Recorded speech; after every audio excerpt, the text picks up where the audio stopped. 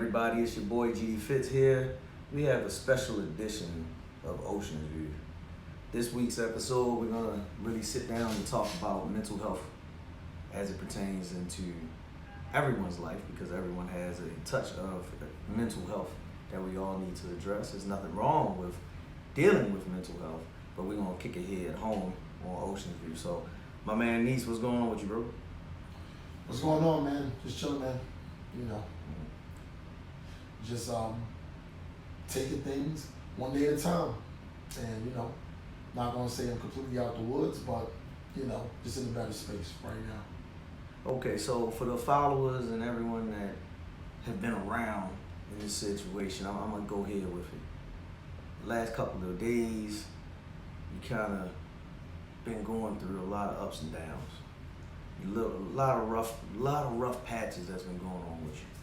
So I want to know what happened over the last couple of days that led to a breakdown. Well, honestly, it kind of started showing itself Saturday, during the daytime. Mm-hmm. I kind of was ignoring the feeling because that's just what we do. Like, I've woken up and been in a funk and don't understand why I'm in a funk. I've woken up being depressed and don't understand why I'm depressed or whatever. And so I kind of just shrugged it off for the most part. But this particular day, it kind of happened throughout the entire day. I did a decent job with quote unquote ignoring it, but it followed through all the way through to Sunday. Mm-hmm. Now the thing about on Sunday, I had 2 basketball games. I'm in this little Facebook group. We do this one-on-ones and everything. Mm-hmm. I was 5-0, so it was a big deal. I was playing this guy that was supposed to be able to be the one that beats me. And mind you, we playing 8 o'clock in the morning. So we're up. You know what I'm saying? The gym is jumping, we up. And I wound up, the game is 11, I wound up winning 11-10. Mm-hmm. But the thing about it was, the whole game, I was in and out of the game. It was, and what I mean by in and out is I would score 3 straight points and then kind of play lackadaisical defense because my mind was just someplace else. Fast forward through the game, it was at one point the score was 10-8, and the guy had the ball and he started talking and he was like, yeah, this is over. And part of me kind of wanted it to be over. Like, it was one of those, if you're going to end it, just go ahead and end it and get it over with. Mm-hmm. But he missed. So he gave me one last ditch effort. I wound up scoring the next 3 points. That's not the importance of it. So I pulled it off. The reason why I felt I pulled it off is because I knew nobody was going to give me an excuse. I couldn't go and just be like, oh, well, I had these things on my mind.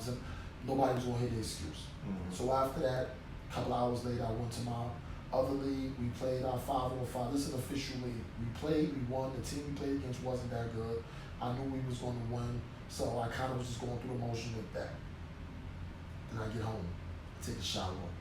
I'm chilling. Everything is cool for the most part, but I'm still feeling how I'm feeling, and I don't know why, because I can't shake it. Mm-hmm. And so I put a post.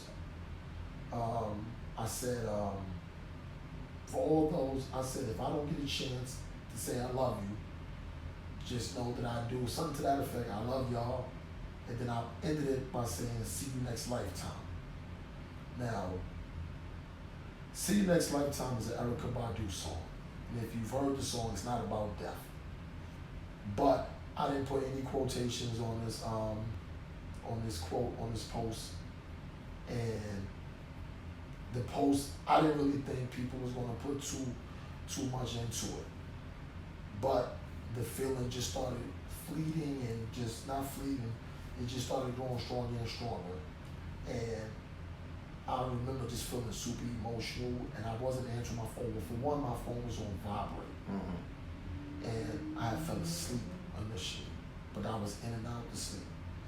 And then like I said, I've been depressed, I've been in the funk. A crazy feeling just came over me, and I just couldn't control my emotions at all. People were trying to get in contact with me. I didn't want to hear nothing, and it felt like I wanted to end it. To be Okay. honest, it felt like I wanted to end it. So let me go ahead because I got to dive in on that. Go So ahead. after you made the post and you were at your last straw, what was going through your head now of saying that post? Because that post triggered a lot of comments and a lot of people wondering what happened to Niece. You know, phone calls coming from me, myself, you know, we all connected in this little world that we deal with. So people calling me, asking, yo, what's going on with Niece? Because they know that we're close. So I didn't have the answers because I'm sitting there like, I don't know what happened. Because like you said, life happens. So when this happens and now you're at that breaking point, how did you feel?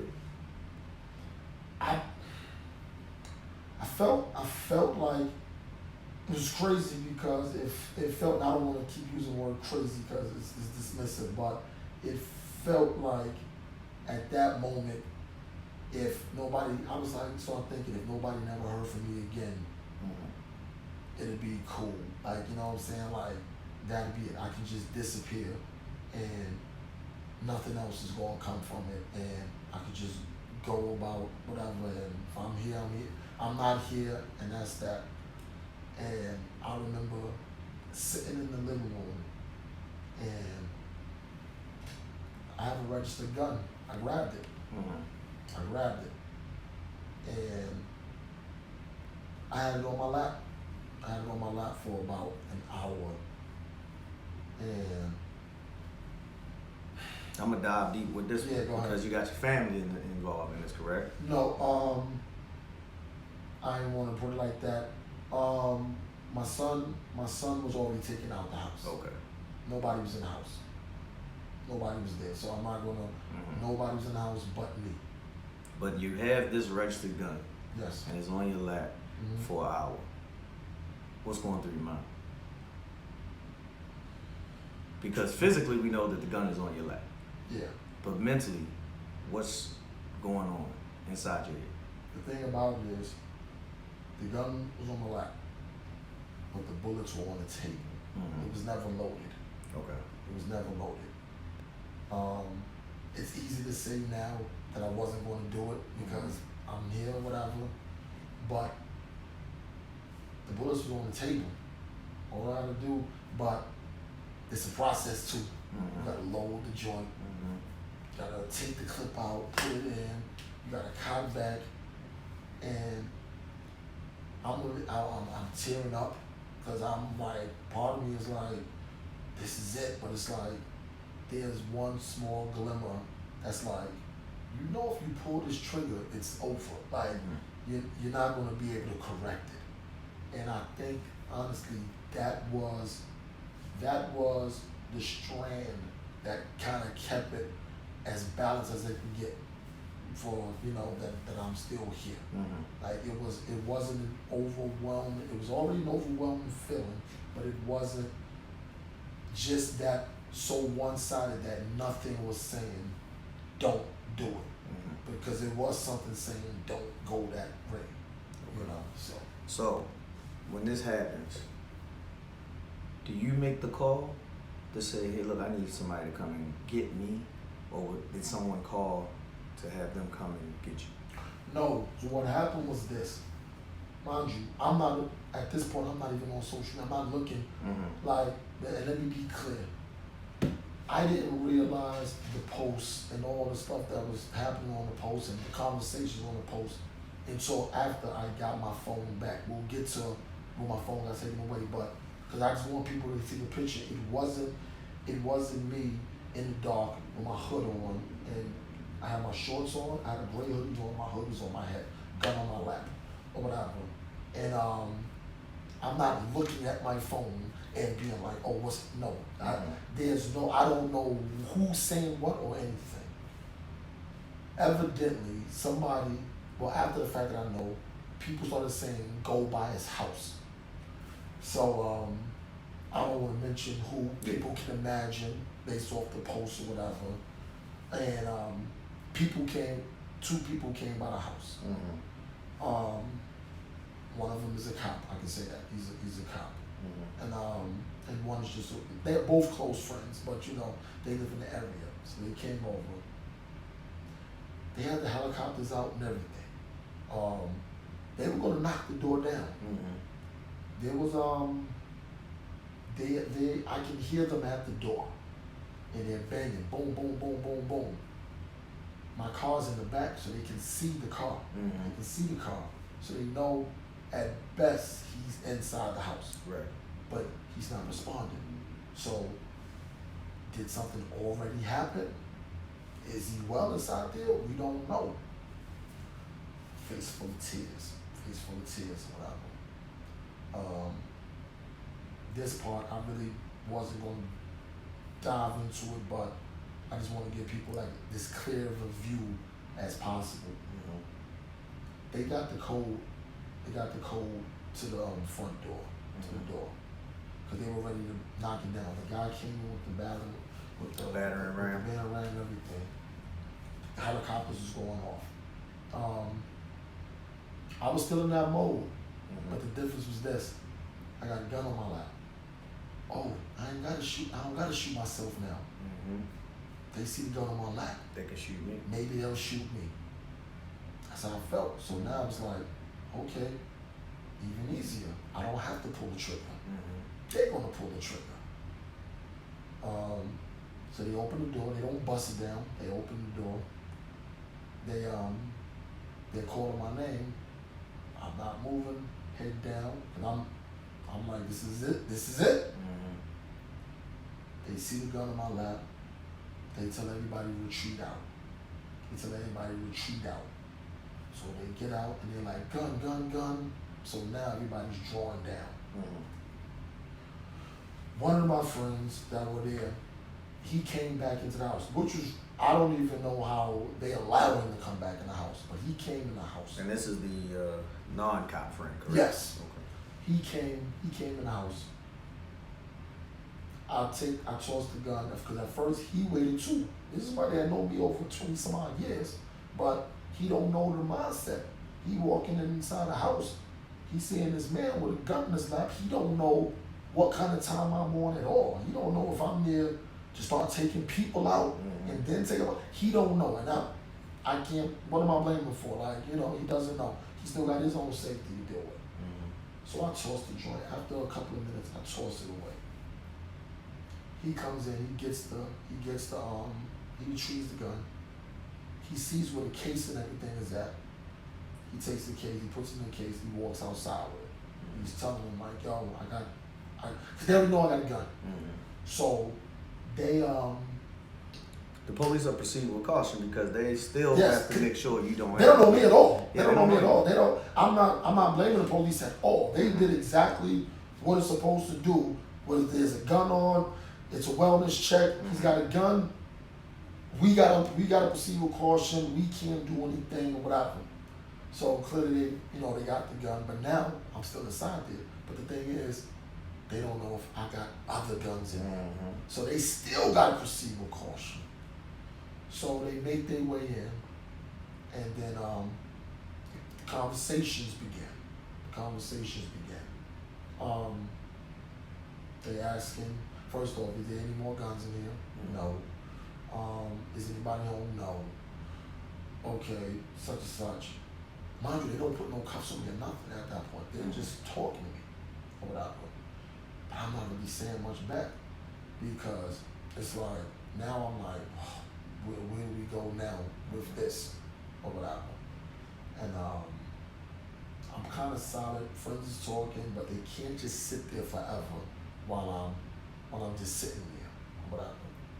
And so I start opening up a little bit, but at this point, I already know I'm going in. You know what I'm saying? I just don't know where I'm going or whatever. So. Right. So I'm gonna go ahead because, and I want everybody that's watching this episode to understand this is my first time talking to Niece since this whole situation has happened as well. So this is all organic, off the cuff.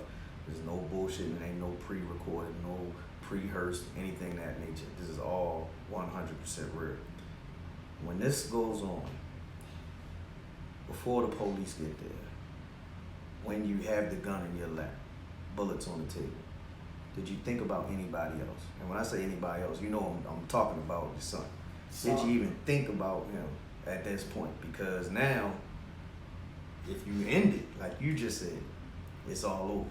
Did you even think at one moment in your mind, what about him? He definitely was on my mind, family was on my mind, wife and everything, just whole family and things like that, people I consider family. But the thing is, you gotta understand, when you're in that mindset, it's definitely called a selfish act. But the thing about it is this: you don't internalize it as being selfish. You internalize it as, y'all would be better off without me. So that's where I think a lot of people go when they get to that point. And maybe, like I said, clearly I didn't, we're right here now, but the mindset wasn't fully think about your people, think about your friends, it was like everybody would be fine without me. Okay. That's just how I was feeling at the time. I understand. So, police go through the situation. They make sure that everything in the house is safe. They make sure you don't have any other weapons. They make sure nobody's home. What happened then? So now this is where it gets a little tricky, and we're definitely gonna delve into this fully, but it was one of those, I don't know if they was taking me to jail or the hospital. I was advised to go to the hospital. And this was a decision that I was advised on, but I didn't realize what I was signing up for completely, because I'm thinking to myself, well, it's my gun in my house, registered. What's the charge? Because you know what I'm saying, like y'all came inside. So you were looking at it from a legal perspective instead of another perspective. Mind you, I'm kind of bouncing around the story because these weren't thoughts right then. These were thoughts once I got to the hospital. Gotcha. And them was there. But it was like, well, what's the charge or whatever? Because if they come in the door and I'm sitting at the table cleaning my gun, you came inside here or whatever. So I get there, I said I'm going to the hospital. Now, I'm thinking they're going to put me because the ambulance and everything is back there. Now, they put the cuffs on. Okay. So now I'm like, okay, it's not that I didn't straighten up. And I just was like, okay, here we are. We in it now, fully immersed in it now. This ain't gonna just be patting your back, come down to us later, get your gun back. It's not that. Now, I don't know. From this point on, I don't even know what I'm getting into or whatever. So we get to the hospital, we get the Johns Hopkins Bayview. So I get there. You've been in the hospital before, you get checked in and everything. They take the cuffs off or whatever, but I'm in the wheelchair. So I'm talking to them. I guess they just get my information and stuff. So I go through. They do the shots and stuff like that or whatever. So they come to me with 2 gowns. I gotta get naked completely. So I take off everything. I put the gowns on, get the shots or whatever. That was the last time I see my phone for 3 days. Okay. Because after, so I turned it off. And so, because it had about 70%, so I just turned it off. I said, all right, that's that. That's why I guess a lot of people were like, worried, it's calling more so, because mind you, they just see the post. They don't even know none of this is going on. Right. Or whatever. So people are still calling. So now, they take me downstairs. What's downstairs? It's this thing called the C ward. I can't tell you what the C stands for, but it's definitely all mental health shit. Because, okay, picture this. You walk downstairs, you get downstairs, you're out the wheelchair now. They give you a blanket and like a pillow that's already small, little gel pillow. I've been locked up before, so I know what that was about. Mm-hmm. So it's one of those chairs where you pull on the side and your feet come up, stuff like that. You can lean the chair back and everything. Mind you, I'm getting tired now, so I go to sleep. You know what I'm saying? I just, cause I'm in it now, so I go to sleep.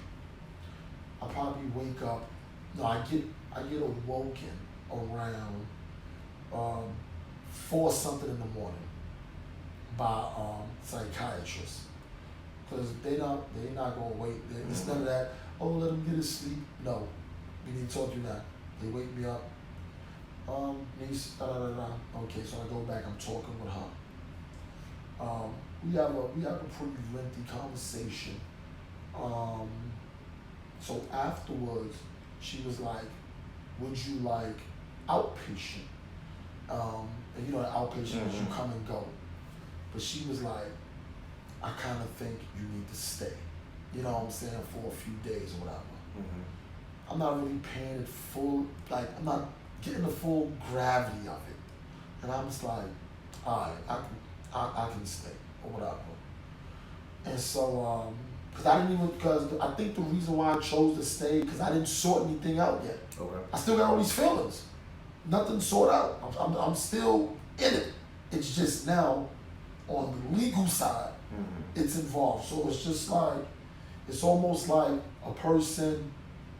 I've been in a car accident before with somebody. I didn't get hurt.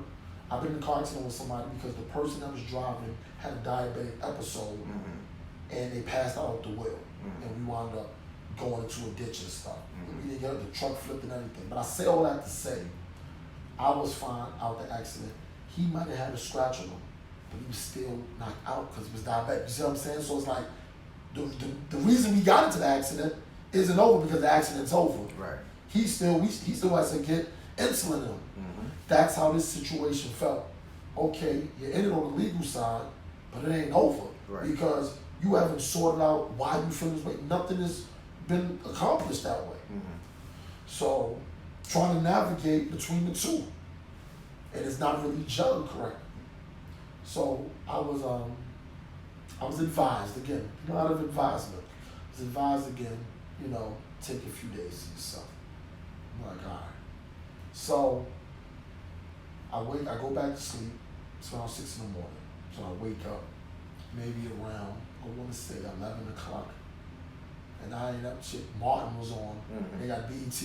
I'm not usually at work, so I didn't even know. I didn't know this joint. Martin played all this time on BET. So they had Martin, BET, in the seat. No, but the thing is, it had like 7 TV screens inside the joint, and you can have an individual TV. Right. So, okay, if I'm sitting on this side, these 3 TVs were ours that was over there.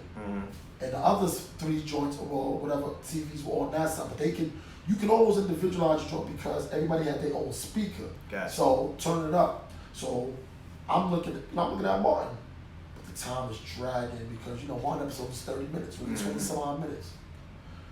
But let me give you a visual of the sights that were in the seaboard. It wasn't, I may sound like I was being cool or whatever with it. No, it was a lot of yelling, it was a lot of screaming, a lot of 2 or 3 people got sedated right there in front of you. So, quick question, because I gotta ask this question. Go ahead. So when you're in the Seawood, it's like, is it like a ER room? No, not at all. Not at all. The ER room is a bed. It's a full-fledged bed. Been in the hospital. This is the C ward has nothing but, let me see. It was 9 of those chairs in there, and everybody was in their individual chair with the wall in between them. Now I can look around and see other people. I can hear them, but everybody's just kind of in there on their own accord for whatever they're in there for. Or whatever. But like I said, I'm just trying to get them a visual of what it is, because it ain't just me and everybody's just to their own devices and just sitting there. No, it was people in there that was wilding out. I don't even want to say because I'm trying to stay away from certain words, but whatever their issues were, everybody wasn't handling it the same way. Like I said, it was loud, of course, until somebody gets sedated, then now they down. People, you can only walk but so far. One dude tried to walk out, and it was crazy because I saw him when he was walking past the back door. I was like, oh, this nigga about to dip. Like I seen it, because I could see how he kept moving back and forth, and like a little kid when they and they looking when they looking at you because they trying to see who's looking at them. They really weren't paying them attention, but I was looking at them. Right. Because I was like, all I kept thinking to myself at that time, I gotta be safe in here somehow because ain't nobody walking up to me doing nothing. You know what I'm saying? Like, keep your distance. I wasn't invading anybody's space, but I wasn't going to allow somebody to invade mine either. Right. So I'm watching dude walk back and forth because this one, the reason why I'm telling you to see one was it's but so many places you can walk, and it's really a semicolon. It's really like boom, boom, boom. It's not even a full circle. So semicircle, excuse me. And so he tried to dip out, but they got him at the door. So now they got guards waiting at the door, and they like, yo, don't let nobody walk past the bathroom. Because once he walked past the bathroom, there's nothing but the doors right there. Yeah, it's free game. Now it's free game. He gets into the hallway, he can go anywhere. He can boogie, he can go anywhere. So they locked it down. So now it's about 4 o'clock. And this is day 2. Day 1. Day 1. Because Okay. you got to think about it, I came in that Sunday at nighttime, 11 o'clock. So technically. Exactly. So I'm like this, because I'm counting in hours of 12 and 24. So now I'm getting frustrated because nobody's telling me nothing. For 8 hours, nobody's telling me nothing. I spoke to the doctor at 4 o'clock in the morning. It's 4 o'clock in the afternoon now. They're not telling me anything. So I started making a few phone calls, the few numbers that I remember. And two of the numbers were the 2 guys that came. So I had their numbers. So, and I'm calling the one guy who's a cop. I said, yo, what's my charge? He's like, you don't have a charge. So now I'm thinking to myself, well, if I don't have a charge, that means I can walk out of here and they can't stop me. And he's like, nah, that's not really how that works or whatever. So I didn't lose it, but I started making passive-aggressive remarks out loud. So let me ask you this. So you're not charged with anything. No. But when you were taken to the C ward, they had you on a 72-hour hold. I didn't realize that at the time. Okay. Now that I didn't know, and it's funny that you said the 72 hours. That's pivotal to the story because I didn't hear that phrase until I got to the second hospital. All right. I didn't hear that phrase at all. So what I mean is, I'm there over. So you were pretty much just left in the dark, like y'all just took me to a hospital and left me there.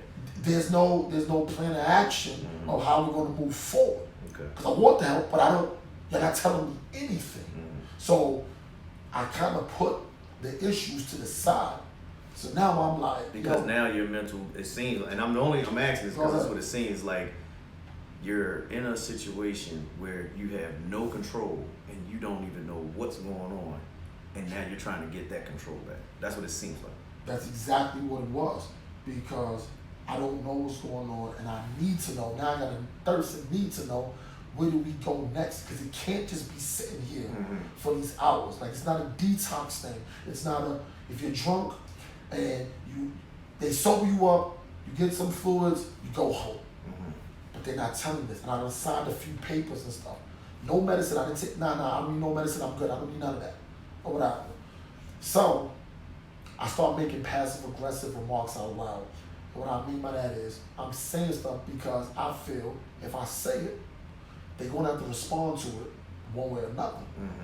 So the second nurse, not nurse, she was a doctor, she spoke to me. She said, can I talk to you over here? So I go into the room, and I'm kind of just rambling. Yo, you're not telling me nothing, da-da-da. She was like, she let me go. She didn't say nothing.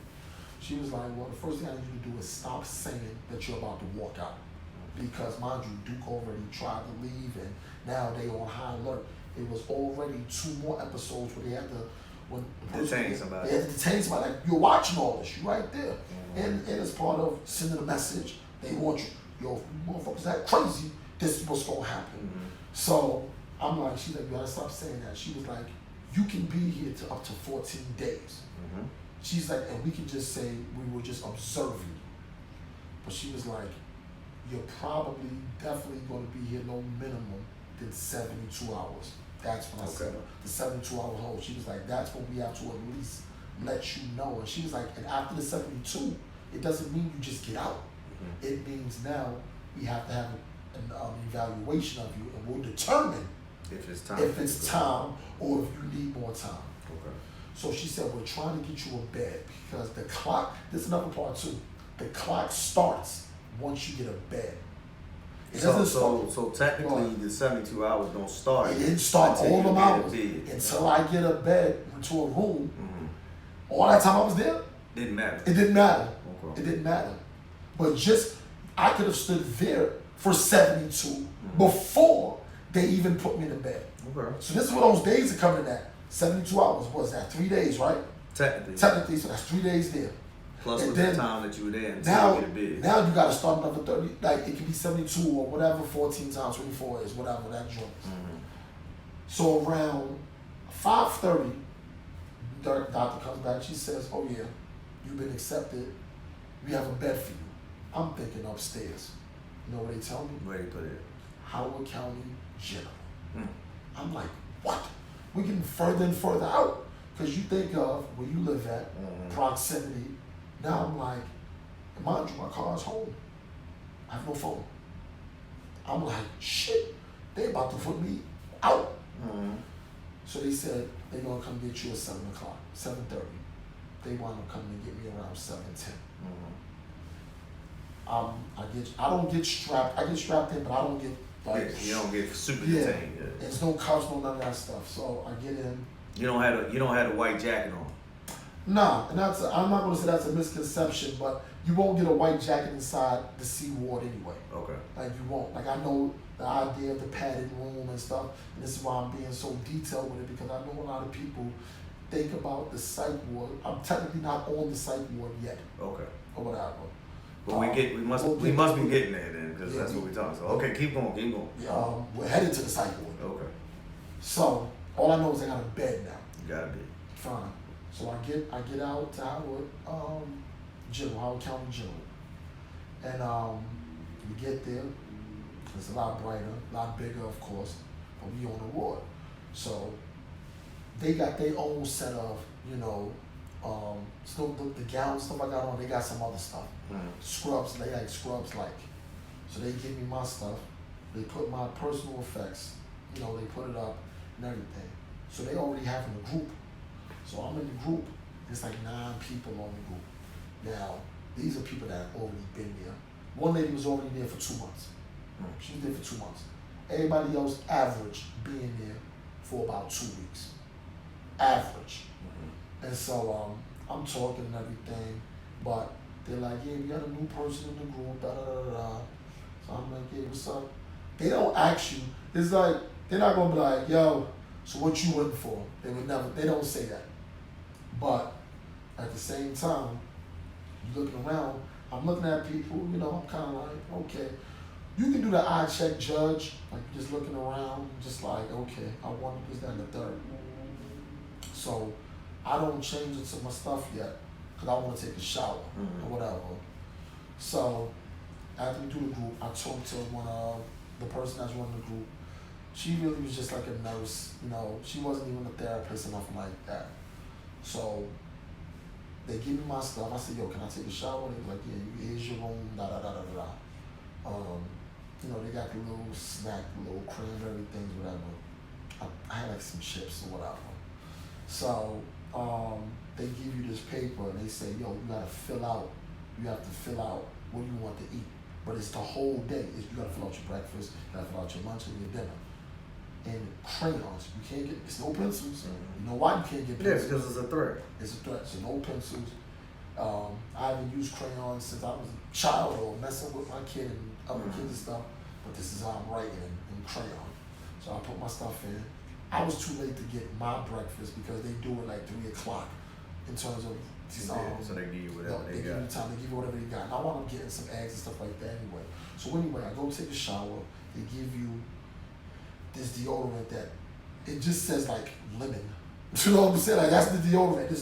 It's not a stick, it's the roll on. I don't even think I've ever used roll on deodorant. But it's roll on. They give you your toothbrush, your toothpaste, and the soap is about this big. It's the wash joint. They little small bottles, travel bottles, but a little smaller than that. So I'm like, I need about 4 of those. They give me, I'm scrubbing. That's it. Cause you know, you got to take those kind of showers. I like me personally, I just like to lather myself and then let it go. So I'm just like scrub, or whatever. So I get there.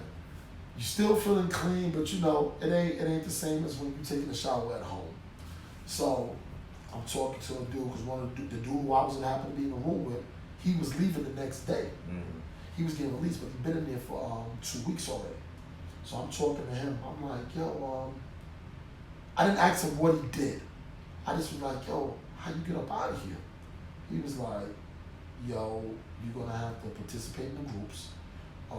He said basically you gotta convince the doctors that they should let you out. So I'm like, what do you mean convince them? He was like, yo, you can be in there. He said, right now you need to try to concentrate on getting yourself a 72 as opposed to a 14 or whatever. So I'm like, they can hold you? He said, yeah, they can hold you. He said, I did some wild shit. That's what he said to me. He said, I did some wild shit. And he said, that's why I was here for 2 weeks. But he was like, you will have to try to convince them that you need to be out of here. So I go to sleep that night. Some crazy thing, I actually got a decent night's sleep that night. Because since Sunday, I didn't get a decent night's sleep. I still had thoughts about mines and everything else, but I didn't get it. At that point, I think I got a decent night's sleep is because in my mind it felt like everything you was thinking, everything you was going through at that time, this is where you end up at. And there's no escape. I can't, you know how many times I was laying down and I kept reaching. I reached as if my phone was there, because what do we do? You got a bed, your phone is normally on a nightstand, it's around you or whatever. There's no phone there. I can't pick up and look on Instagram, Facebook, pick up text somebody. Can't do none of that. You by yourself. The room has no TV in it. It has a bathroom, shower thing or whatever. And then I was on what they call a safety restriction. So that means basically I was sleeping, there was a person sitting right in the bed, in front of the bed, in their chair. As long as I was in there, that's where they were at, or whatever. And I actually got some decent sleep that night. At least I fell asleep, but I was able to go to sleep because I was like, well, we here now. This is what it is. Okay. So in this process, now you've been transported out to Howard County General, Yes. and you already are now technically starting your 72-hour watch. Not really. I don't know if I'm starting at 72 because you only get the 72 once the doctor says you're at 72. So the doctor hasn't talked to you yet in reference to any of that time? Yeah, no, I didn't. So now, we out Howard County General, they got you a bed, they gave you your travel kit to get you all right, and then you got to talk to one patient that was already in the building. And he was leaving the next day. And he's leaving. Now we on, fast forward to the next day. Okay. What happens the next morning when you're up after you had your first good night's sleep? I realized it was Tuesday. Okay. I realized it was Tuesday now. So I'm like, wait a minute, this is pay week. I got bills to pay. I got things to do. I got to get back to work. I got, these thoughts start coming in now. Life. So I had a plan. My plan was simple, but pulling it off wasn't going to be as simple, But, by the graces, my plan was simple. I have to make everybody that works this unit realize they need to let me out. Not on a crazy tip because I'm crazy or anything, but like, he doesn't belong here. Maybe he does need outpatients. So I wake up, and mind you, the phones, you only have the phones on from 7 a.m. While a group is going on, the phone is cut off. And that's only an hour. But basically from 7 a.m. to 10:30, the phones are on. 10:30 at night. After that, there's no more phones. You only talk to the people, and you gotta go into your room. You have to go inside your joint. So I'm up at 7 o'clock, I eat my breakfast and stuff. They didn't have mine, so but the guy was like, "What you want?" I was like, "I just need scrambled eggs and some toast or whatever." I did. He gave it to me because it was an extra joint. So I ate it because I gotta get something on my stomach or whatever. So I ate it. They have our first group at 8 o'clock. They talking about, it's like it was a joint where it had like 6 topics, and I'm in there. You can imagine who was in there or whatever. And the reason why I don't wanna disrespect these people, because people really got real things going on. And I'm no better than them at that point. I'm in the same place y'all at. I'm not above y'all. It doesn't matter my education, my finances, or just social status or nothing. I'm in here with y'all. But the thing about me is, I'm a person that I've always walked amongst the people. I never really walked in front.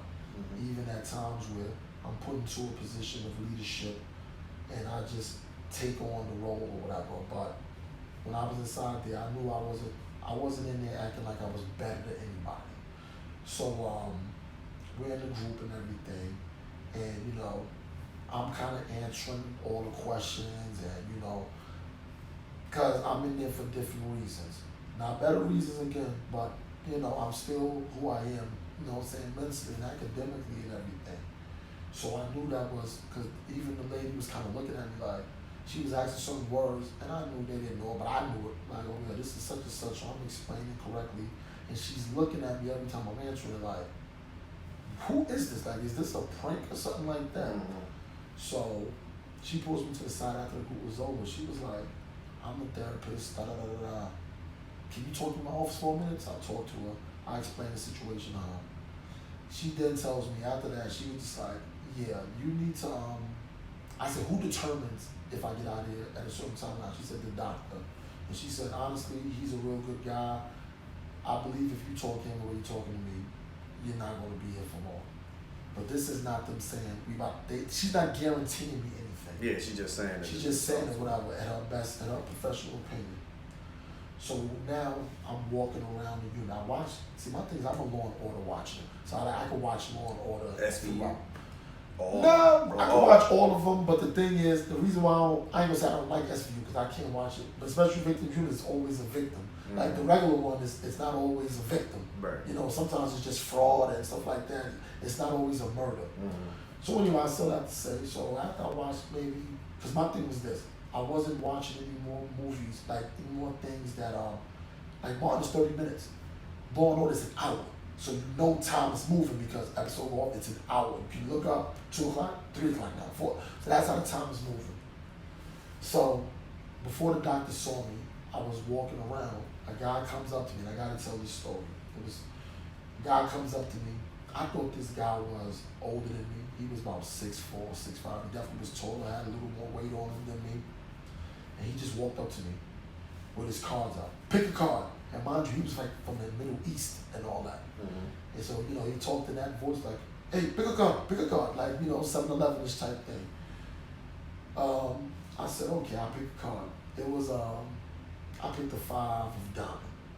So he said, put it back. I put it back. He goes through his whole motion. He's shuffling and doing everything else, but we're walking. He's putting cards down. We walk back another lap. He picks the cards up, put them in his pocket. By the 3rd lap, he puts the card out. And he was like, this is your card. I look, I flip it over. Remember I told you my card was a 5 of diamond? It was a 5 of spade. I'm asking you a question. What do you think I said when he showed me the 5 of spade? I'm not sure. You tell me. I was like, oh, I thought you didn't know no magic. This is definitely my card. But when I told him that was the card that I did pick out, the biggest smile ever came across his face. Right. And I say that to say, that's how I've always carried my life. Because my thing is this, I believe, and this sounds, people can take it for whatever context they want, but I believe in white lies. Mm-hmm. And I believe those are things, because I believe white lies can be used for the betterment of people. Not to their detriment, it's to the betterment. Like, I would never give somebody a white lie and their life could be in danger. That's in the straight honesty, because I wouldn't want nothing to happen to nobody. But the way he felt, and I don't know why this kid was in there. Because he was born in 2000. Because I asked him, he said, he's like, I'm only 23, or whatever. And once I started talking to him a little more, I was like, yeah, he's young, or whatever. And then there was another lady in there. She was probably 75. She had a walker, but it was slow. She was, the health might have been failing, then she's in the psychiatric ward, but she reminded me of an old school grandmother. So what I used to do when I wake up in the morning, what I did the first day, I knocked on everybody's door as I was walking around. Good morning, whether they speak back or not. Good morning, what's going on? Because it was who I am. And the doctor and them saying like, this dude is cool. So I'm like knocking on doors and, they speaking. Nobody was rude. Everybody was like, hey, such and such. New York, what's up? Da, da, da, da. So the lady. So hold up, you made sure that everybody knew you as your name from over at college, because that's what we used to call you over at Morgan. Well, the thing was the whole, I guess, the accent thing. And they heard one of the nurses ask me like, where are you from? I hear accent, and I told them and everything. So they were saying that, but then so the older lady, she's in the bed, she can only get up. She had an aid and everything. So I knocked on the door. I said, you think I didn't see you last night. I said, you running all around this unit late night. I saw you doing laps around this unit. I'm not going for it today. You're not taking a walker. She thought that was the funniest thing ever. And it made me feel good because she was like, well, the grandmothers that we talk about, these grandmothers now be 42. But now, like, we talk about for our generation, grandmothers were grandmothers, 70s. You know what I'm saying? 60s, 70s, 80s. And she reminded me of that. And so I would always mess with her. She'd come inside, so, we eating, I'm up there laughing and joking with everybody or whatever. So that's how that was in terms of the people, because at one point, when I was doing my laps, because that's what I would do, if that sit down, I had like 3 or 4 people walking with me. And I'm not gonna lie, I didn't know a lot of times I didn't know what they were talking about and where they were going with their stories. But guess what I was doing? Word. Yeah. So if I could pick out a word what they said, yeah, that's good. Now that's such and such. You right. Hey, New York, you like to play a game? Sure. They are playing the game ridiculously wrong. Hey, good move. Good move. You won. That's it. Because I really believe the way you treat people, the way you make them feel about themselves, it betters their being.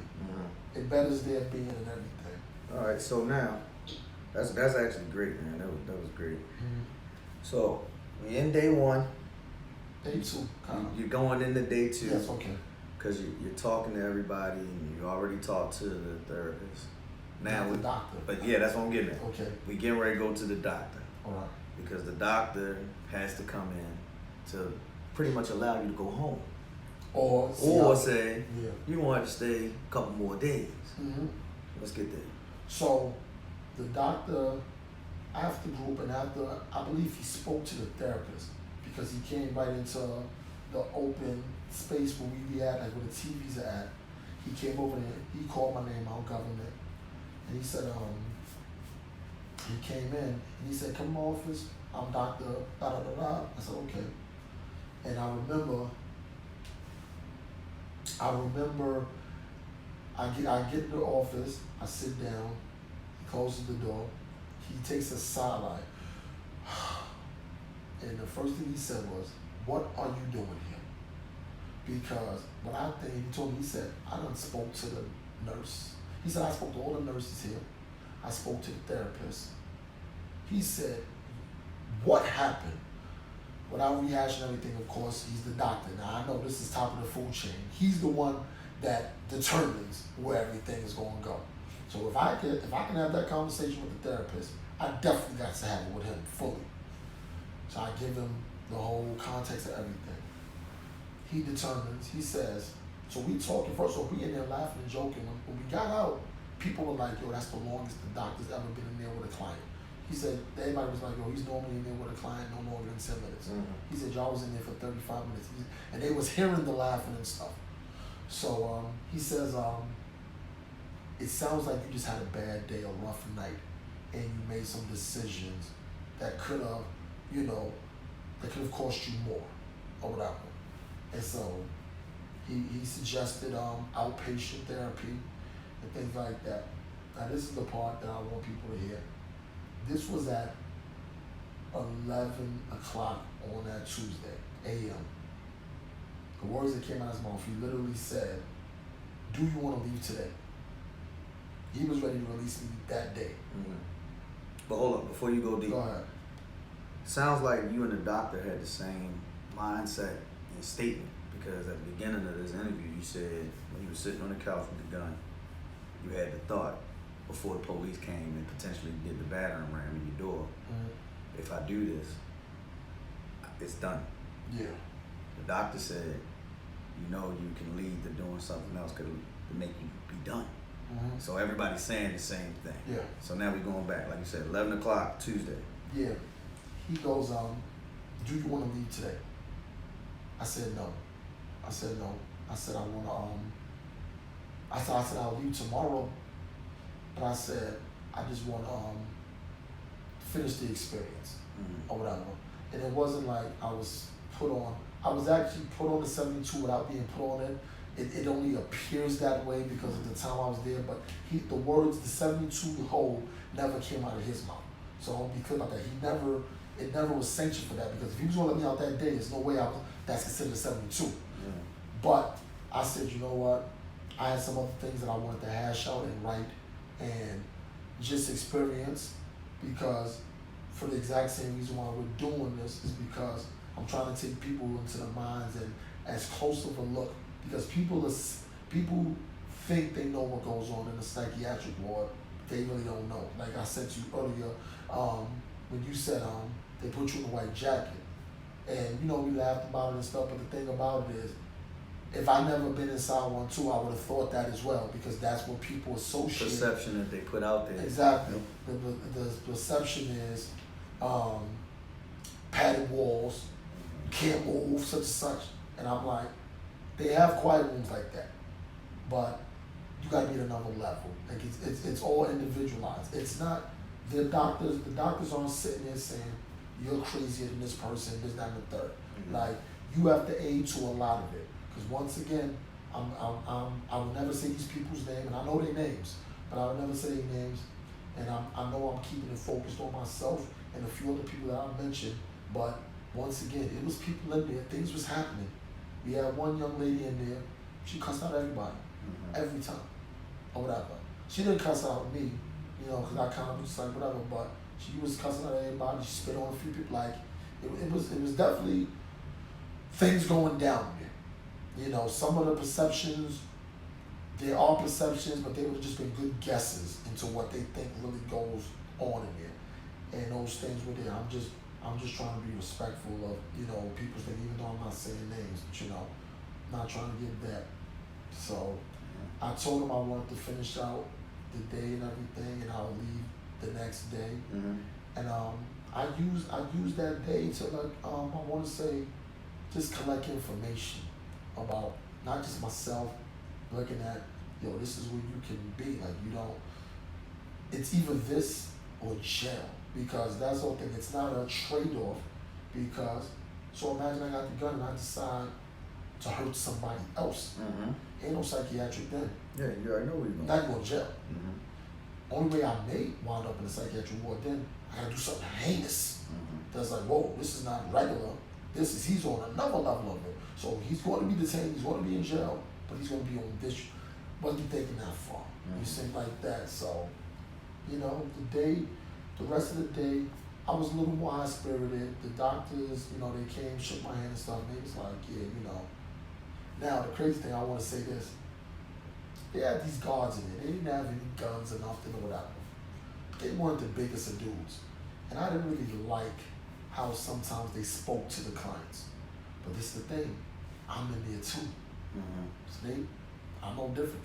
We gonna talk to you the same way too, but I'm still me. So I'm looking like, whoa. I'm like, first off, you dudes is under 6 feet. It's gonna take you. In my mind, I'm like, it's gonna take at least 6 of y'all to get me down, cause they were really. 2 of the guys that were very respectful, but there was a few that were very kind of like condescendingly. And so remember I was telling you about the older lady with how she walked down the hallway with a walker. Her aide was having a hard time getting her back to her room with a walker because she just wasn't walking fast enough. I said, I'm going to walk with you. It literally took us 50 minutes for her to get from the cafeteria part of the ward to her room. And it was literally a walk that you can get there in 6 seconds. But that was her affliction. It wasn't just mental, it was physical as well.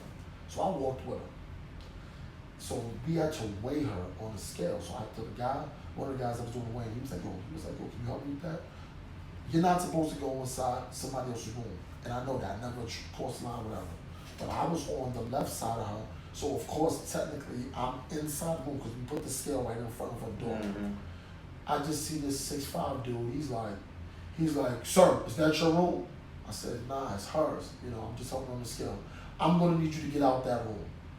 So the guy who was running the scale, he said, yo, he's just helping me put on a thing. Now, to this guy's small defense, he doesn't know me. I got no scrubs. I'm a client. Right. So you're a patient. I'm a patient. Thank you for correcting that. I'm a patient. So to his defense, he's doing his job. He's doing his job. Right. And this was the first time he saw me. So he has no clue why the guy that works there is allowing me to help that way. He's just looking like, nah, you're a patient. You can't be in the room. Sir, I need you to come out. He's like, you have authority in this job. Sir, can you please go out? And I was like, all right, whatever, B. But New York always come like, all right, B, whatever. So he was like, now this is what I did like. He comes up to me afterwards, after I helped the lady, so I'm walking around. He's walking side by side of me now. He was like, man, how you doing? So I'm cool. You know me, so I'm giving short answers. I'm like, I'm cool. He was like, you enjoying? He was like, you getting help with your stay? I said, man, I'm out here tomorrow. He was like, oh, so did you get all the help that you need? I said, no, that'll be. And I just kept walking. And I ain't gonna lie, I felt, this is why I hate condescension, because that's how he was talking to me. And so I'm looking like, wow, this is how you talking to all the patients. Yes, people got their issues, myself included for it. But this is how you talking to those people? Like you can't do it no better than that? And that rubbed me wrong a little bit. Even though I was leaving and stuff, I'm like, wow.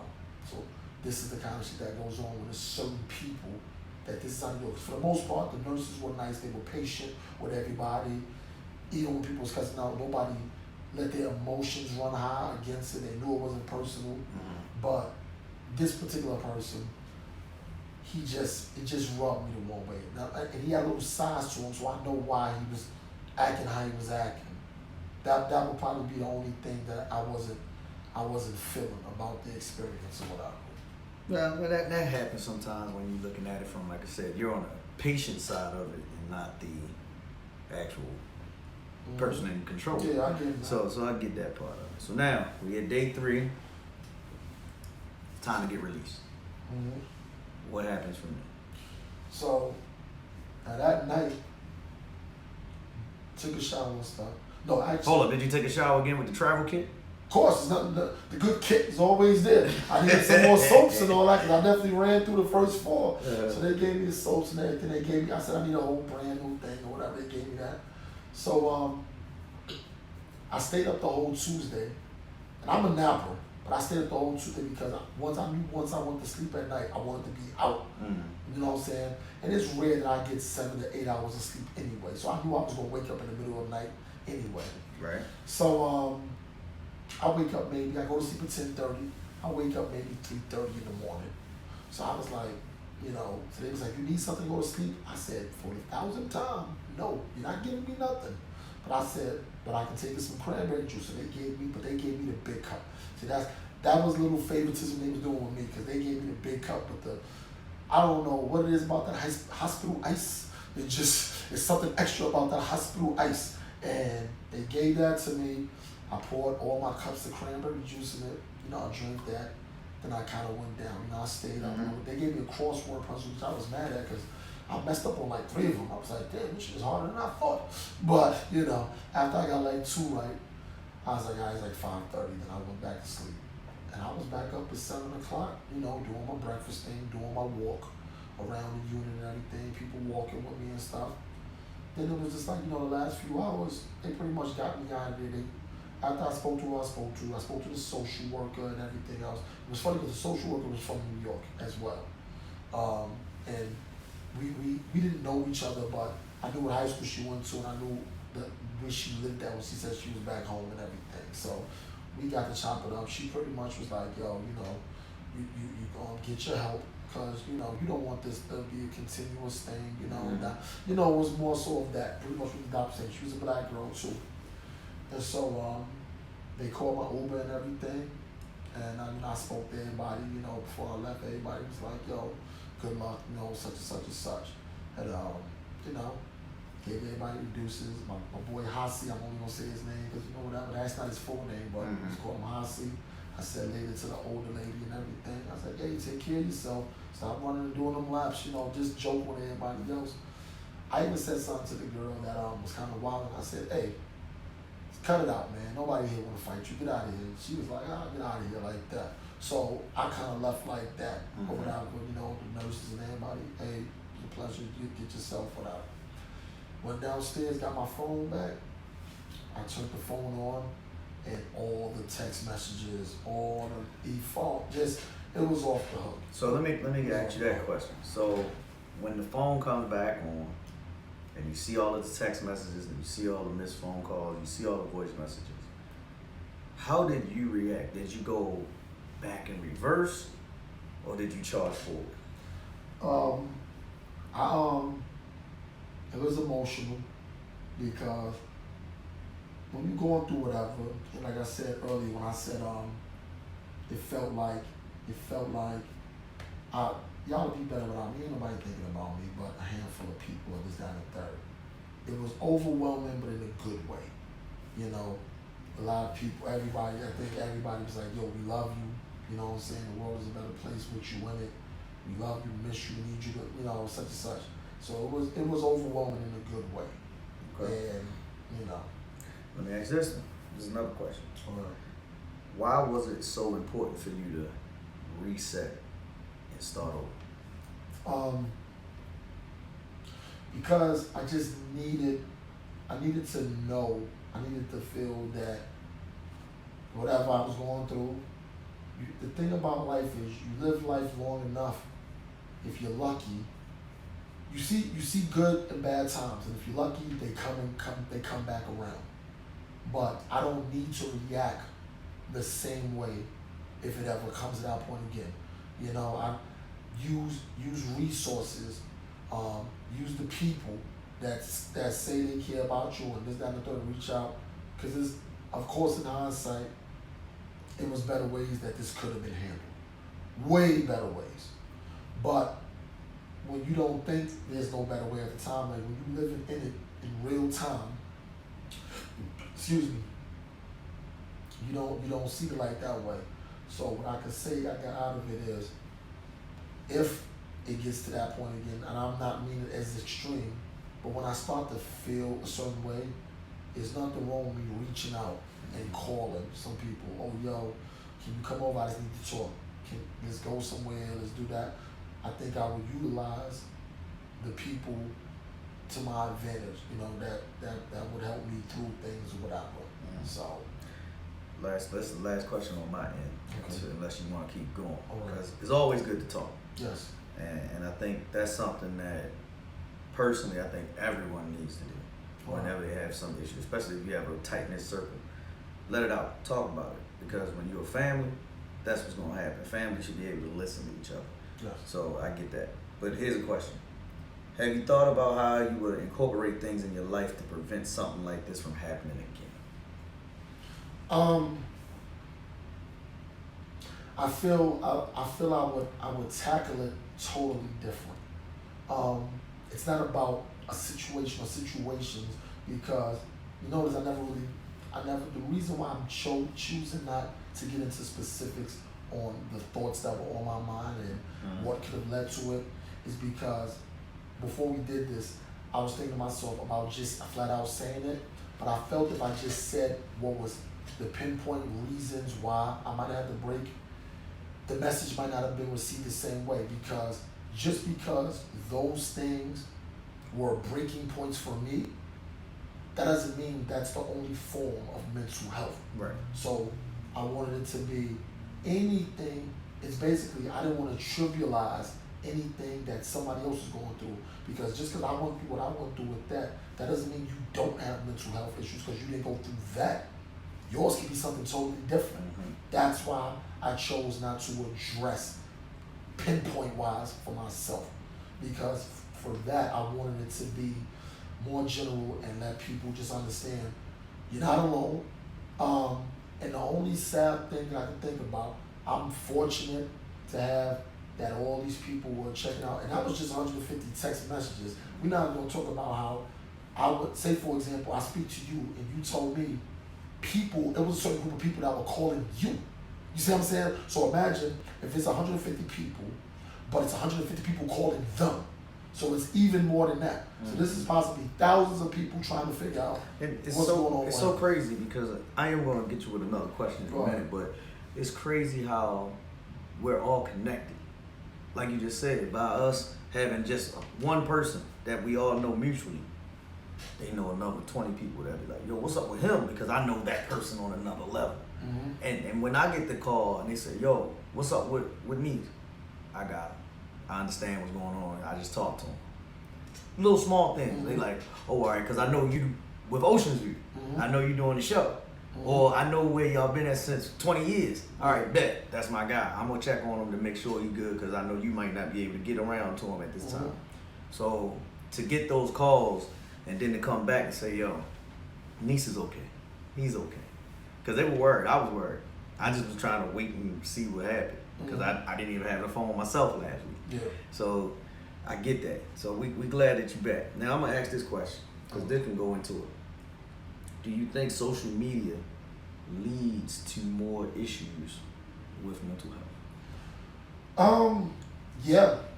And I've been ringing that bell for a minute. And the reason why, that's a good question. The reason why I've been ringing that bell is because you make up a profile, and in essence, you're making up a life. And this is why social media can be used for great things. Monetization, opportunities, jobs, just opportunities in whatever field you're trying to do.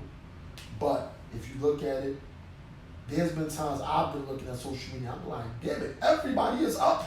Like, you know what I'm saying? Like, are they just giving out opportunities all over the place and skipping me or skipping us or skipping whatever? And it gives the appearance that everybody is up. Everybody is fine. Because the thing about it is, and I've always said this, bad news gets spread easy. People will tell you bad news quick. Yo, you know, Oshin lost his job. Word. He done lost his car. Word. Done lost his family. Word. But they're not going to say, yo, you know he just grabbed that thing. You just know he just got another raise. You know they show just got picked up. That's like vinegar to people. And so social media, if you don't regulate yourself and put a cap at where you are in your life and how you view things, it can definitely affect you negatively. Like wholeheartedly, I believe that. Right. I totally agree with that. And it's funny we say the positive to the negative of what we talk about. It's the old crab in the barrel situation. When everything's good, somebody pull it all down. When everything's bad, they good with it. They're like, cool, leave it there. But this was a great episode, bro. Like, we're glad you're okay. I'm coming to you. We're glad you're okay. We're glad that you're safe. We're glad that you checked your mental health. Because if you're mentally weak, and when I say mentally weak, I ain't talking about you physically. Yes. And I'm not talking that you're a weak person.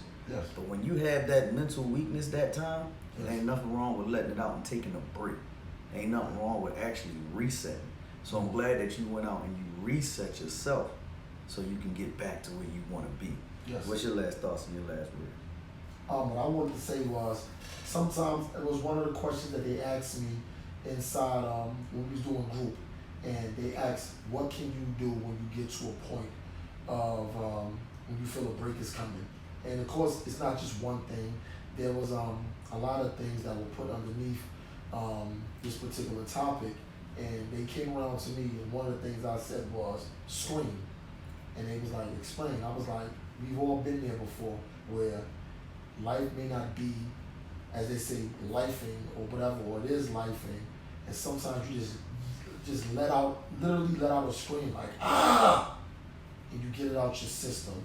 But I did want to address, and I'm not going to go in circles, when I put the post out, that was me screaming out for help. But I didn't, at the same time, I didn't think it was going to get viewed the way it did. So I appreciate everybody that checked in and started calling and everything. And this was something that was not done for attention at all. And trust me, I was in a dark place, and I've never felt anything like that before, and I didn't know how to handle it, and the decision making started being more and more questionable as the time went on. So I was glad I was able to reset and get the help and continue to receive help and things like that, so I can even tell y'all like how things are. This wasn't a cautionary tale. You don't want to wind up in the C ward or the psychiatric ward, but it's like, there's things on the other side of it, because I want to close it out with, I could have came out on the other side in the wrong way. So I appreciate everybody that reached out, and I'm just going to continue my help and continue to help anybody that wants to talk to me, because the same way y'all told me I can reach out to y'all, y'all can always reach out to me too. Oshin, I'm going.